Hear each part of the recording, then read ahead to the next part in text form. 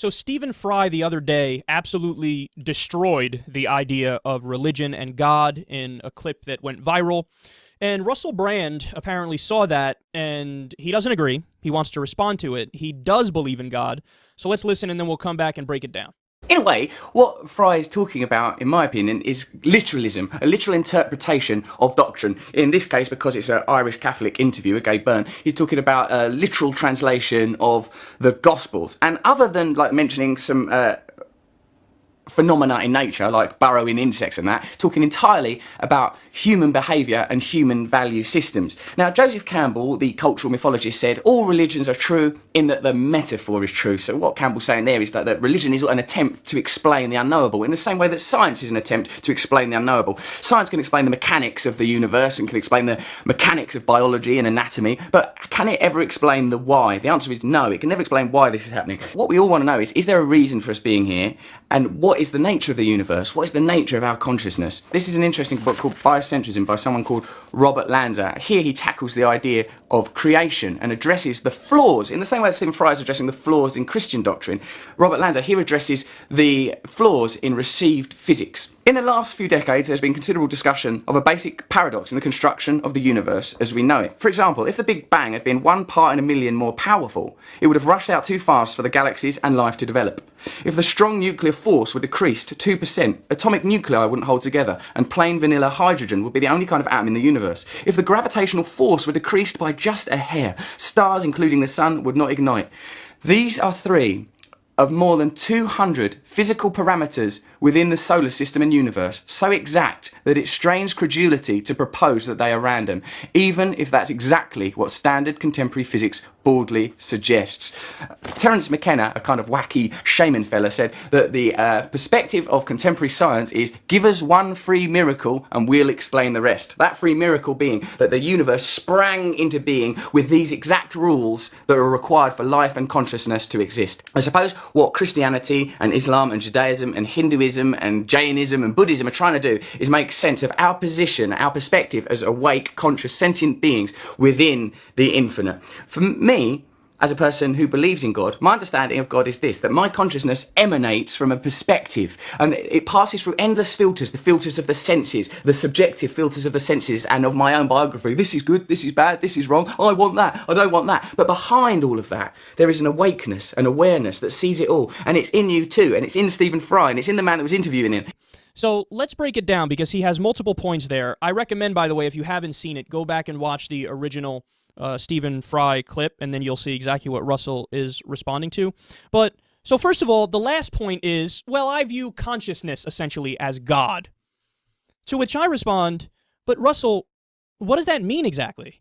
I don't know what that means, because that means you're just kind of redefining the word God in a way that you know you're being evasive to what the original conversation was.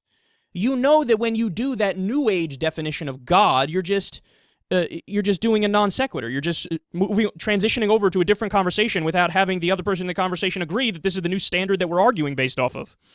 And to say that consciousness is God, I mean, okay, so look, science doesn't exactly know yet how or why we have consciousness, but that doesn't mean that you just get to fill in that blank with this broad idea of God. You have to do the hard work and do the studies and do the research and come up with the hypotheses and then test it, see if it becomes a theory before you can say, I know the answer, I'll fill that gap with what I want to fill it with. You're just using a more sophisticated version of the God of the gaps argument, which is something that's used by religious people all the time. And when I say religious, I mean more dogmatic religious people. And then, just to go back to the beginning and work our way down here, he says that Stephen Fry was arguing against literalism. He was arguing against fundamentalist religion. Well, that's not true. If you saw the Stephen Fry clip, he was asked a question, what would you say to God if God were real? And then he goes down the list of all these negative things that exist in the world and if he's omnipotent, right? So that's the only thing that seems to be steady in the conversation and seems to be implied, is that there's a God and the God is omnipotent. Well then, okay, God, how do you answer for bone cancer in kids and the fact that there are all these horrible things like insects that burrow in your eye and eat your fucking brain or whatever it is he said? How do you accommodate for wildfires and the Ebola virus and malaria and mass poverty and starvation and the earthquake in Haiti and all the... So his argument is, regardless of what particular religion we're talking about, his argument is shitty things exist, and if God is omnipotent and he has control of everything, well then... he's an asshole because the shitty things exist and he's not doing anything to fix them. So he's not arguing just against a literal interpretation. He's arguing against the entire concept of both religion and, in a broader sense, a deistic God.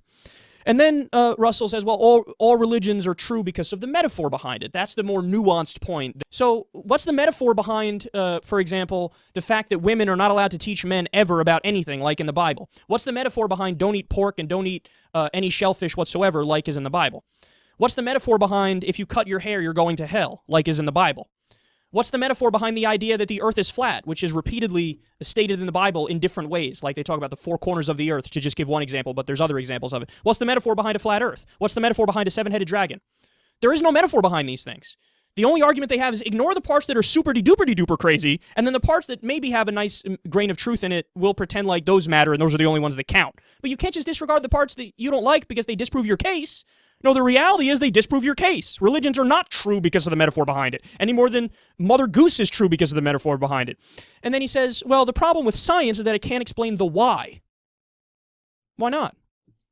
That's a dogmatic claim. The dogmatic claim that, no, science can't explain it, and that's it. I'm making that claim, and that's it. Well, how do you know? What do you mean? What do you mean?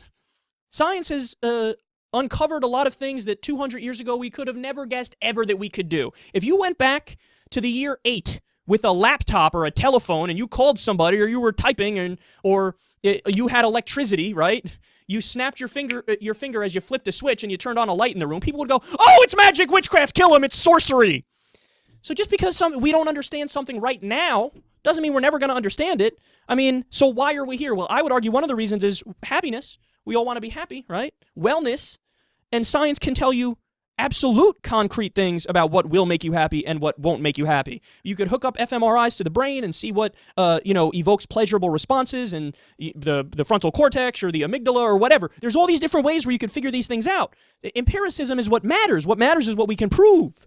I mean, to just write off the idea that, oh, science doesn't apply there. But science isn't just a thing. People talk about it like it's a thing. It's not. It's a process. Science is the process by which you ascertain what is true in the world.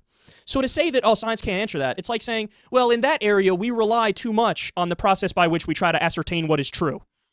How do you do that? You can't do that. How can you rely too much on the process by which you determine truth? You can't do that.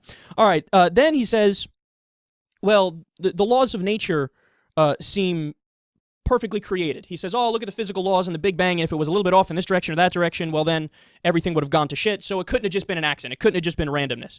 Now, understand, this is the argument that most moderate religious people or people who are deists believe in, and I'm of the belief that if they just heard the rebuttal to it, which I'm about to give you, that at least half of them would snap out of it and go, oh, yeah, that's a good point.